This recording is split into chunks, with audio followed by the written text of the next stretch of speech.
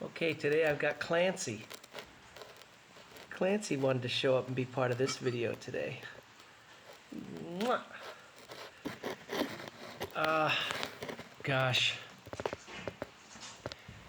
Things my cats have taught me. Episode 6. You know, I remember when I was probably 3 years old. And my mom was having a birthday coming up. And I thought, oh, what can I get my mom for my birthday? I don't have any money. How can I get her anything? But I remembered that my mom, even to this day, for all her life, has loved a certain kind of pen that she would write with, a certain color, and she would order dozens of them to make sure she always had them.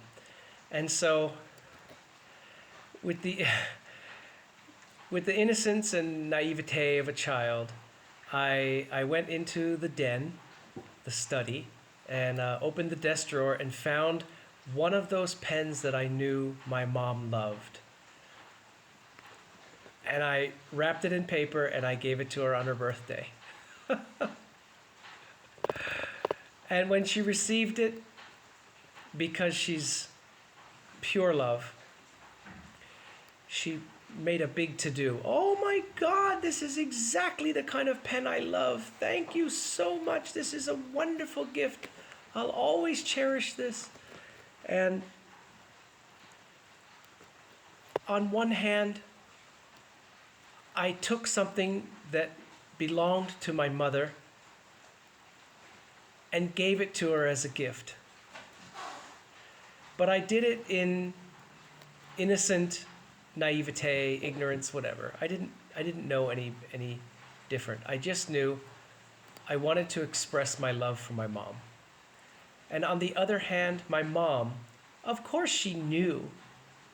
I'm a 3-year-old kid. Of course she knew that this pen came from her own desk drawer. But she received it as love. She saw through my misunderstanding, my ignorance, whatever. She saw the love through it. And through the imperfect offering, she received the love that was behind it. What has that got to do with cats? Well, cats often do the same thing. If you are someone who has a cat or two or 14 at home, you know that sometimes a cat will bring you a present. This present might be a dead mouse or a dead bird or sometimes a live bird or a lizard or something like that. But your cat is bringing a love offering to you. It is an expression of your cat's love for you. Hey, I got you this because I love you. Now, I'm not talking about if they kill some small animal and bring it in to swat it around and eat it. I'm talking about when they obviously present it to you. They might place it on your pillow, or anyway, they make it clear that this is for you from me. This is love. Now, of course, you don't want a dead mouse or a dead bird,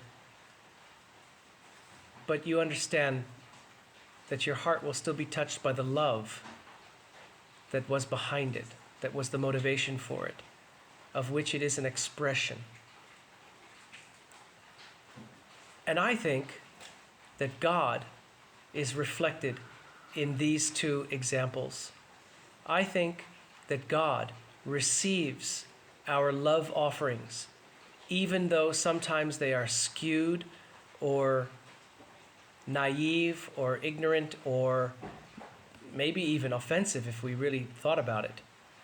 I mean, look at the people who practice religions that still literally offer sacrifices, literally kill an animal as a gift to God.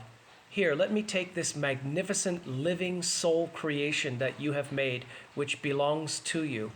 Let me end it and then hand it to you as a present to show that I love you. This is incredibly myopic and ignorant and naive and all those things.